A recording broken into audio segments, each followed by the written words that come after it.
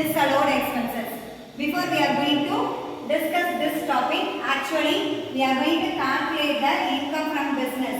At that time, we have to consider the what are the incomes is coming under the allowable expenses and what are the expenses coming under the disallowed expenses.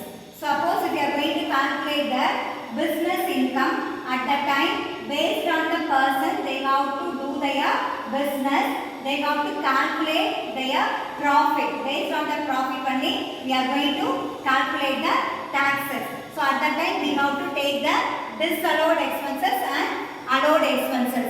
Suppose if we are discussing about the disallowed expenses, actually these expenses are incurred related to the business, then only we can take it for the consideration of income from business. That particular expenses incurred for especially for business purposes, and also they will have to make it in the personal category of the activities. For example, we can take under the disallowed expenses, we are having some list. Okay, the first one is the personal expenses. So what are the personal expenses incurred under the expenses due to the disallowed? So this expenses actually we can add with the net profit in the profit and loss account. Why we have to add in the P&L account? In the sense, actually these expenses are already it is mentioned in the cash book but not added or not credited in the P&L account. So that's why we are going to add the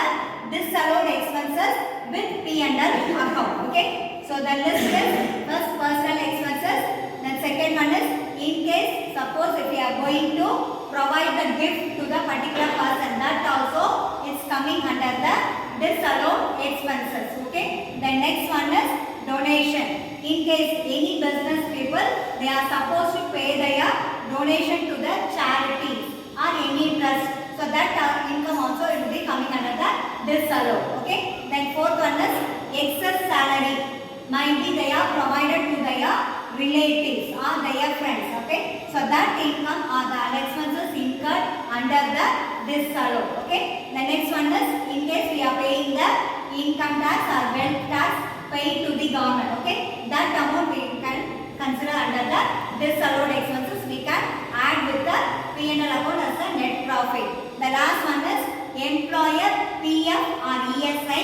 They might be not paid to the before the due date. So at that time we have to make the consideration and add with the particular expenses included in the net profit. Okay, so these all list is coming under the disallowed expenses. Already I told you know that disallowed expenses, it is already they have to mention in the cash book or any other sales book but not entered in the P&L account. So that's why we are add the disallowed expenses under the net profit in the P&L account. Okay, then next we move to the allowable expenses. So under the allowable expenses, actually this expenses incurred related for the business purposes. Okay, so the first example we can take the list of allowed expenses. In case if you are supposed to incur all expenses related to your business, maybe taking the rent. Suppose any business people they have to pay the monthly rent to their office premises. Okay, so these are all coming under the allowable expenses. Already I told you that allowable expenses is not entered in the P&L account but not they have to mention in the cash book. That's why we have to subtract the allowable expenses from the P&L account. Okay, it's clear?